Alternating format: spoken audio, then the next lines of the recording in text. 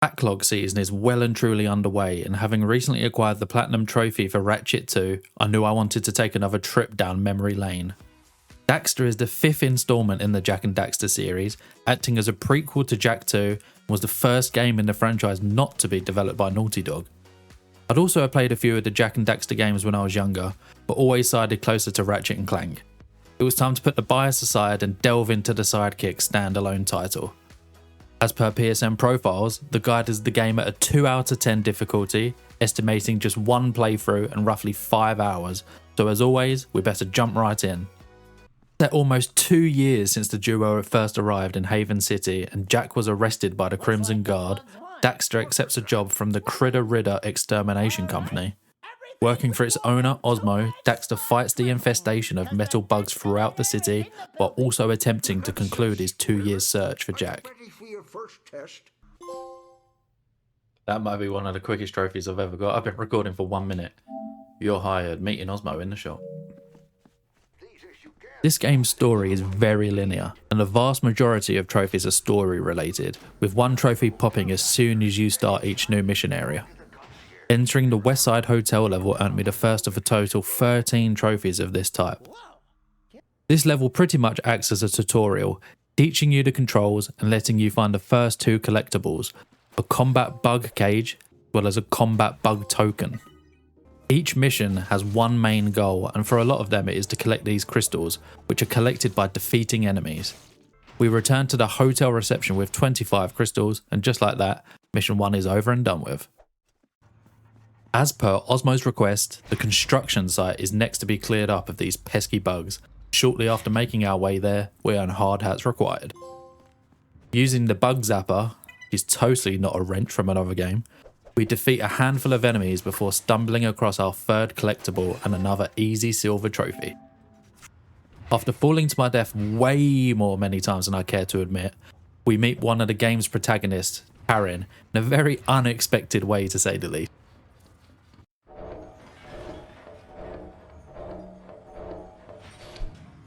That ain't no bug! Excuse me? And you're too scruffy to be a creeper. So, what's your game? Speak up before these barrels become both ends of the conversation. Who are you? Like a I could ask you to say. an inappropriate jump scare. You don't see those very You must often. know I'm Taryn. Let me guess. You're one of... She kindly provides us with an exterminator, which will act as the main weapon throughout the game with various different abilities. Shortly after testing how the weapon works, we actually earn a trophy for stunning a bug using the poison spray. So this game was originally released on the PSP back in 2006 and only ported to the PS Classic catalogue in recent years. It's safe to say at times, it definitely showed its age.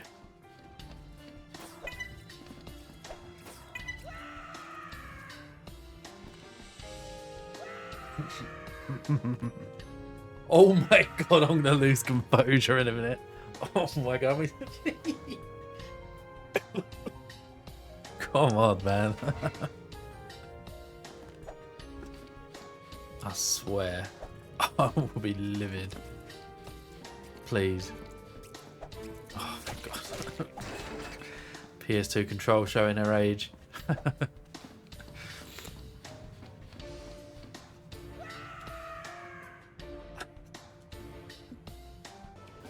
It's time for the first boss fight, and Osmo has lent us Betsy, his trusty hoverbike.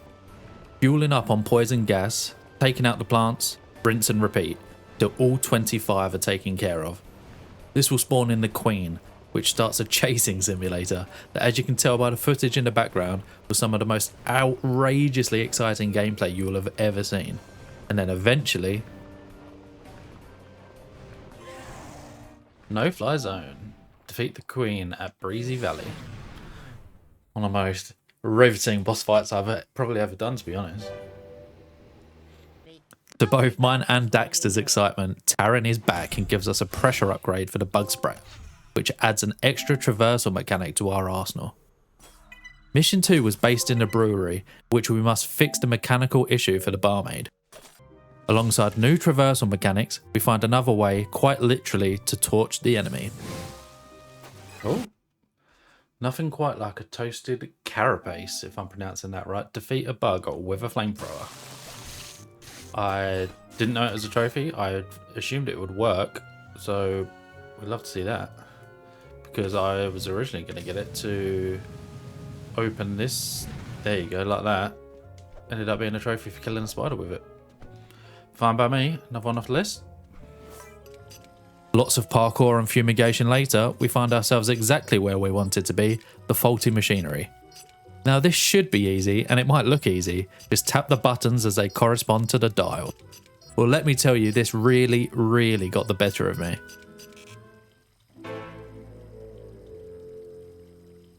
Why is this so hard?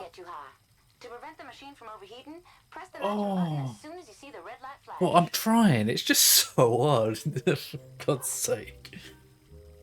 Oh, so close as well. And it restarts you from the beginning. A few moments later.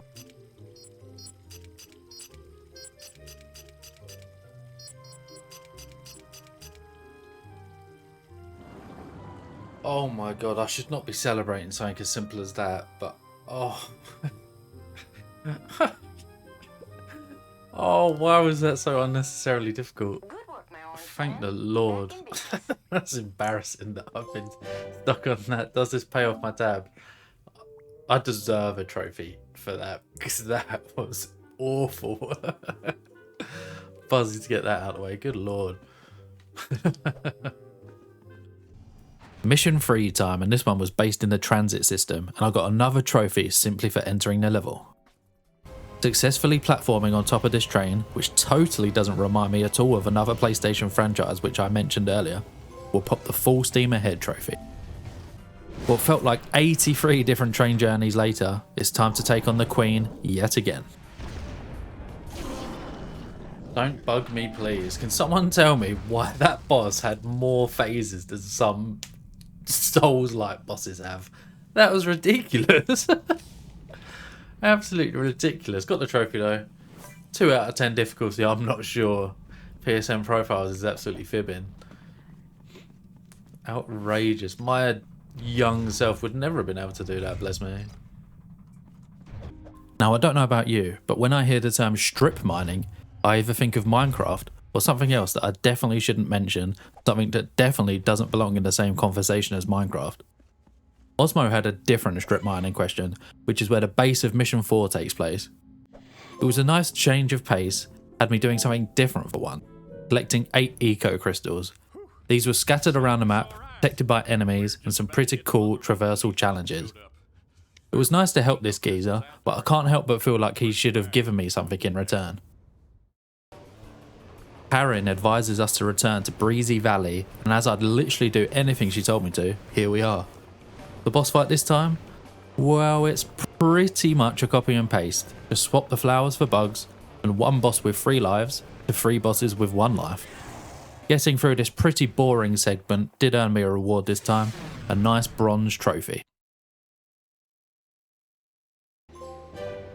And stay gone. Defeat 3 queen bees in Breezy Valley. Love to see it. The main man and Batman to our Robin, Jack, flies past in a portable prison. Cutting about like a young Anakin and then being rescued by Osmo's son, we earn Daxter to the rescue. Now I wonder if there'll be another trophy for simply existing. Bug-infested boat. Oh, enter the tanker level. Another collectible related mission had us rounding up a considerable amount of crystals and tackling some proper OG obstacles that you'd expect from any 3D platformer from this era, until we befriended a tick. Yes, you heard that right, a tick. Oh, and get in, another button input task.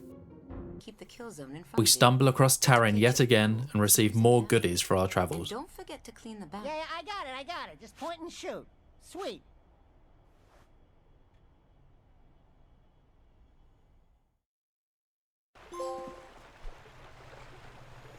Pyromaniac. I don't know Ooh. why I was you behave just like this. googling to see who the Anyway, voice this actor is a was mess. for this Clean up the British distillery and the lady, and I cannery, can't we'll find leave it. who it is. Obtained a flamethrower upgrade from Taryn. I got distracted by the trophy popping, to be fair. The voice sounds familiar and I have no idea why. But 42% of the way through, obtained a flamethrower attachment. So is it now just a permanent flamethrower? All right, I can change between them now. Okay, that's pretty cool. Another trophy down. You guessed it, another trophy simply for entering the area. It was here where I found out how OP this new flamethrower mod actually was. The best part without a doubt about this flamethrower is that they drop the crystals straight away. Like, I'm just one-shotting all of these enemies and you haven't got to worry about them after. It is so decent. I needed 40, what are they called? Crystals for this mission.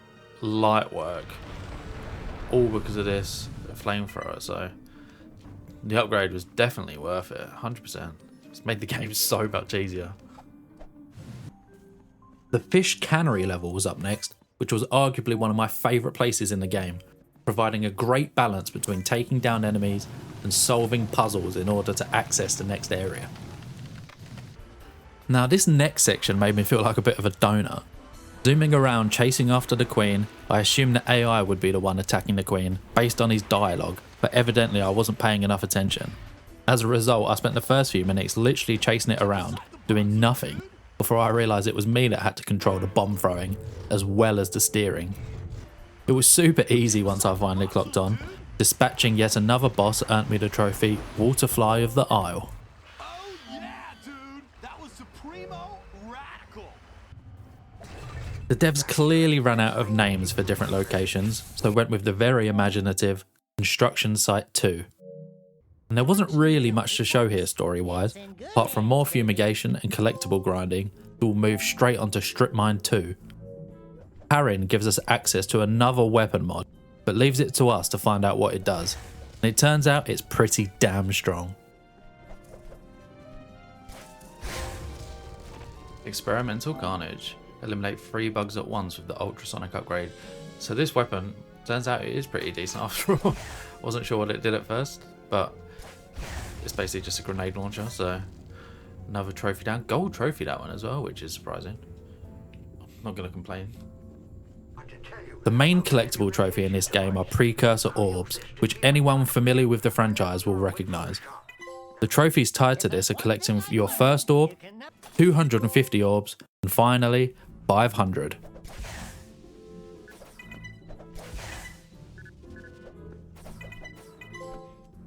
Another gold trophy, literally a minute later, Keeper of the Fancy Eggs. Oh, so that's the big collectible trophy done. There's 5. The one thing I like about this game and the collectibles is it's a collector / platinum hunter's dream, where you'll see top right, there's 1,000 of the orbs in total, but you only, for the trophies and the collectibles, you only have to collect 500 of them. So I'm still on the first playthrough. I've not had to go back searching for, you don't have to get each individual one per mission. To my knowledge anyway, this could come back to bite me and I'll have to collect all of them. But it doesn't mean you have to stress trying to look in each nook and cranny trying to find one of these little eggs. And to my best knowledge, that is the biggest collectible in the game done and out of the way now, so I don't have to worry about that anymore, which is nice. Nice peace of mind. The premise of this next level was simple. Destroy 30 of the Queen's hives that were trickled throughout the mines. However, one of the worst things in collectibles managed to happen to me. Well, I've done the whole loop and I am still missing one, so I'm gonna have to go through the whole level again and try and find wherever this missing singular hive is, which is super jarring, but is what it is. Fingers crossed it will be quite an obvious one and not, or I'm hoping it won't be one where I've cleared out a whole room full of them and there was just one left over that I didn't see. That would be frustrating. Then after using my brain and a little bit of common sense,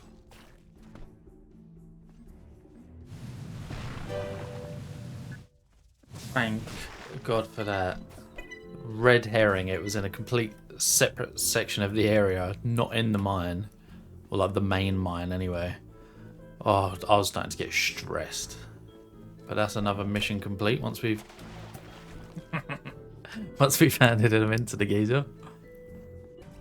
The miner seems pretty happy with our job and grants us access to take on the Queen. How many times have we had to face her now? Got there in the end. Hive Mind. Defeat the Hive Queen at the Strip Mine. That, I won't show it. I did die a couple of times. I couldn't fathom how to trigger the next sequence. Turns out you got to hit her when she's on the wall. Didn't know that at the time, so I was standing there like a donut. We got there in the end. Another boss-related trophy done and out of the way. Daxter. More like Dexter, as we unlock the part-time lumberjack trophy. 7 enemies to defeat on this level, in which we must swat them all using these huge fly zappers. On making light work of this, we literally slide into the DMs of the Queen, except this time we're on a mounted turret, arcade style. Going down, buggo! Target practice, take down another Queen in the Emerald Forest. Guess what? Uncovering the truth, enter the Tanker 2 level, our favourite kind of trophy on this game. Daxter discovers that the cargo from the ship, in which we must quickly escape from, is intended to arrive at the Baron's palace. Do you only know it makes sense that when we arrive... Expert Negotiator, enter the Baron's palace level. We jumped over some lasers, we crawled under some lasers, and eventually with the help of our friendly Tick, eavesdropping on the foe, we steal the coordinates to Jack's location. The roadmap to Jack. I don't care what you say. Where do... Finishing the job. Enter the prison. I'm assuming, based on the name of the mission, this could be the last one. Which is exciting. He's a big boy, isn't he? Wow. While sneaking past these guards who legitimately have 20/20 vision, something caught my eye. Just on a friendly face, discovering a hidden mask. Fair enough. It looked like it could be interacted with, so I thought, you know what, let's try it. Hit it. Trophy. Bosh. It wouldn't feel right to have access to the final boss without one final button input session, and this marks the beginning of the end. Now, this boss fight had 3 separate phases, and wow did the third and final phase have me on absolute strings.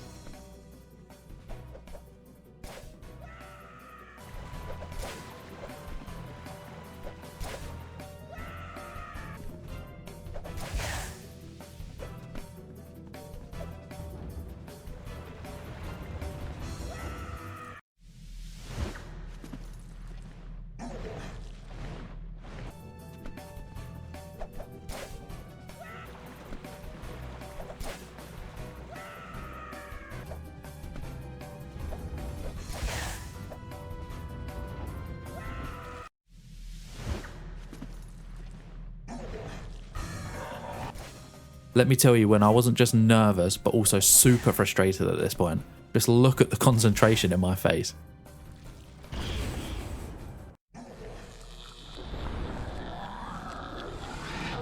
That should not have been as difficult as I found it. Oh my days. I've beat the likes of God of War Ragnarok bosses. I've platinumed Elden Ring. And I struggled so much on this stupid boss. All because of the bloody jump mechanics just being so janky and horrible. I'm so glad that's done. Oh my days.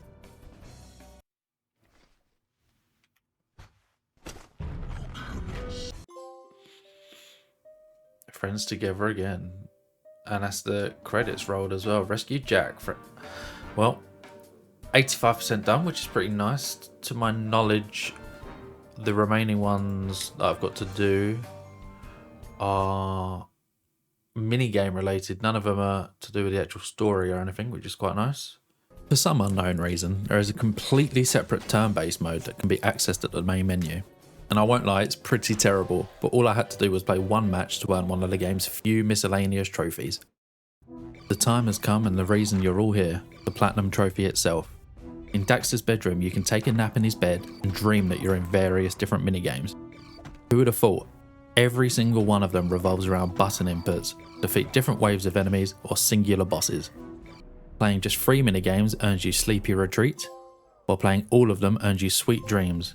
The final trophy, obtaining a gold rank in at least one minigame. All I had to do here was get my martial arts skills on, get a score of 30, then bosh, the platinum would be mine. Now I could not believe it.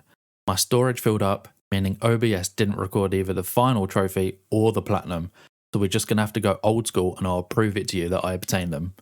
I will end this video with my newest purchase.